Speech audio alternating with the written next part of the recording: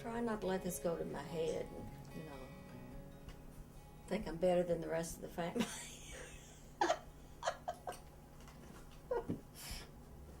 Mama will probably die. Okay, my name is Anne Selick, and I live in Louisville, Kentucky. I have a condo, and I've been here for 15 years. I was originally born in a small town, Springfield, Kentucky. Probably the population around 2,000 to 3,000. I lived in Bardstown, Kentucky for 2 years. There I took, got classes in certified nursing assistant and continued to work in a nursing home there in Bardstown for 2 years. Then I moved here to Louisville to be closer to my son, and I worked for several different nursing agencies and did in-home health care. Then I remarried, and we were married for 11 years. His name was Stan, but he had a lot of medical problems, and he passed away 3 years ago. So I went back into doing retail work at some of the major department stores here in the city, and that's where I continue to work.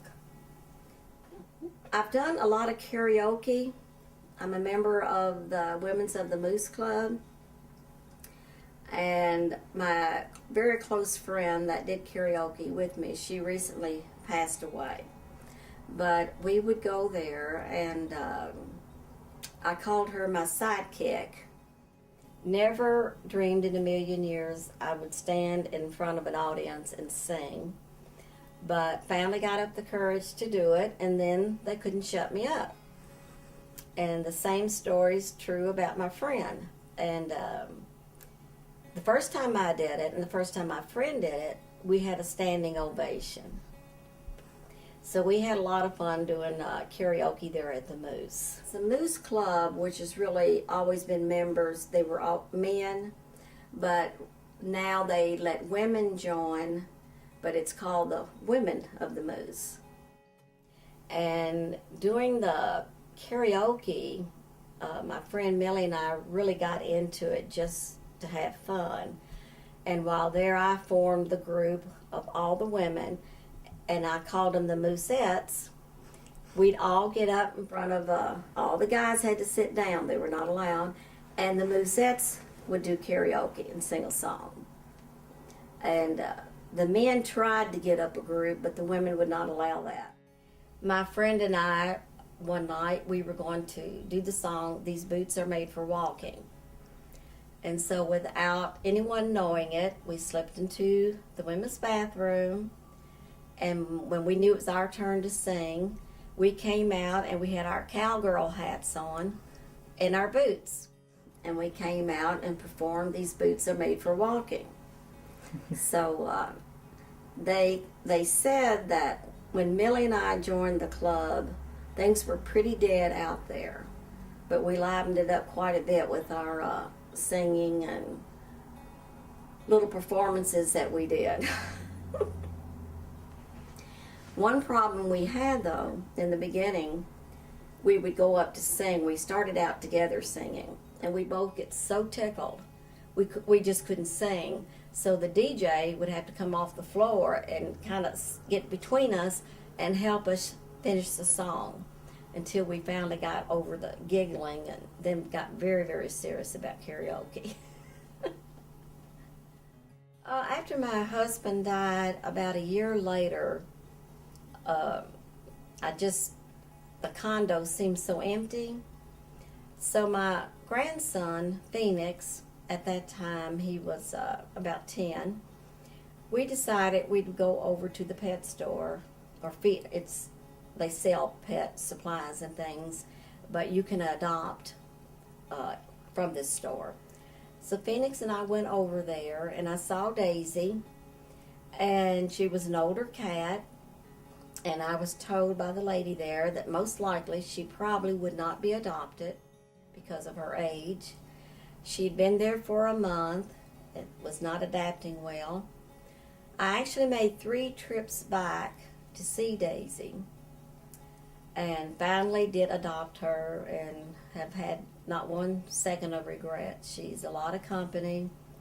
When I come home, I can hear her running when she hears the key turn. So she's my buddy. Now my granddaughter at Western, she doesn't know that I also call Daisy my little princess. So Sarah has a little competition, but she's not aware of it.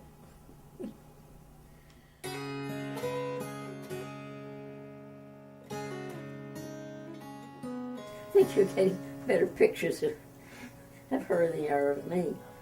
Mary Martha Barber, Springfield, Kentucky, 92. We'll be 93 in September. I was born in Louisville, Kentucky, and I married in 1938 and came to Springfield, and I've been here ever since. I sang with a choir at church for years, and long years ago, when I was still young, and polio became a serious thing, we had a huge entertainment here in Springfield on the stage, and they wanted local talent, not really talent, they just wanted local idiots to get up and do whatever they could do. They called me and asked me if I would sing, and I said, well, I don't do anything but sing in the shower, or sing with the radio. Anyway, I did. I performed in that thing for 2 years, and I sang Bill Bailey. Wore a skirt with a slit up the side. And it was fun just because everybody in it were people in the town, which made it fun, But that's about it. That's all my talent. Of course, I danced for years when I was a kid. And I would have been better off if they'd taught me how to cook. Because when I married, I couldn't boil water. But I soon learned. Well, see, everybody in this neighborhood almost had a dog. But all of the women worked and the men worked, and so the dogs were lonely. And I was a stay-at-home mom. So one by one, I'm guessing there probably have been 12 or 15 dogs that have spent the day with me, not inside. They would come over. And finally, the neighbors across the street had a dog. Their daughter married, moved away, and they just didn't want to fool with the dog anymore, so they asked me.